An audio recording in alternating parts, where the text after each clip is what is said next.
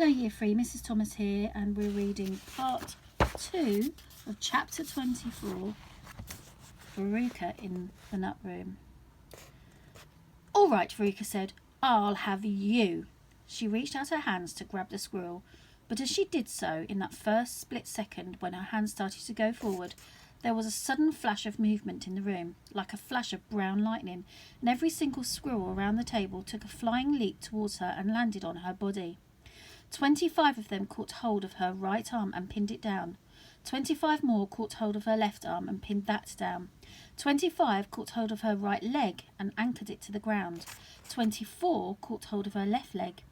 And the one remaining squirrel, obviously the leader of them all, climbed up onto her shoulder and started tapping the wretched girl's head with its knuckles. "Save her!" screamed Mrs. Salt.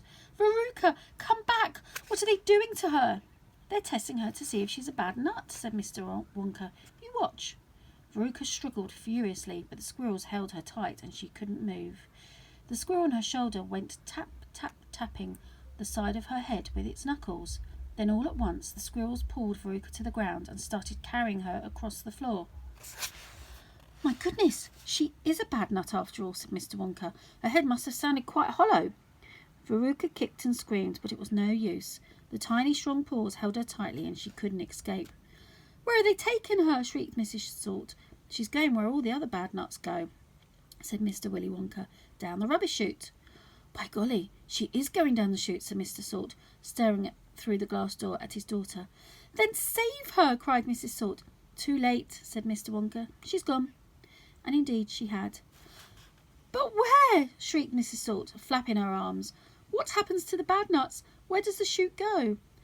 "That particular chute," Mr. Wonka told her, "runs directly into the great big main rubbish pipe, which carries away all the rubbish from every part of the factory, all the floor sweepings and potato peelings and rotten cabbages and fish heads and stuff like that." "Who eats fish and cabbage and potatoes in this factory, I'd like to know," said Mike TV. "I do, of course," answered Mr. Wonka. "You don't think I live on cacao beans, do you?" But, shrieked Mrs. Salt, "where does the big great pipe go to in the end?" "Why, to the furnace, of course," Mr. Wonka said calmly. "To the incinerator." Mrs. Salt opened her huge red mouth and started to scream. "Don't worry," said Mr. Wonka. "There's always a chance that they've decided not to light it today." "A chance!" yelled Mrs. Salt. "My darling Veruca, she'll be sizzled like a sausage." "Quite right, my dear," said Mr. Salt. "Now see here, Mr. Wonka," he added. "I think you've gone just a shade too far this time. I do indeed. My daughter may be a bit of a frump. I don't mind admitting it. But that doesn't mean that you can roast her to a crisp. I'll have you know I'm extremely cross about this. I really am." "Oh, don't be cross, my dear sir," said Mr. Wonka. "I expect she'll turn up again sooner or later. She may not have even gone down at all. She may be stuck in the chute just below the entrance hole. And if that's the case, all you'll have to do is go in and pull her up again." Hearing this, both Mr. and Mrs. Salt dashed into the nut room and ran over to the hole in the floor and peered in. "Veruca!" shouted Mrs. Salt. "Are you down there?" There was no answer. Mrs. Salt bent further forward to get a closer look. She was now kneeling right on the edge of the hole with her head down and her enormous behind sticking up in the air like a giant mushroom. It was a dangerous position to be in.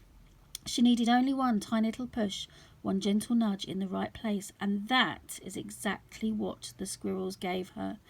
Over she toppled into the hole, head first, screeching like a parrot. "Good gracious me," said Mr. Salt as he watched his fat wife go tumbling down into the hole. "What a lot of rubbish there's going to be today." He saw her disappearing into the darkness.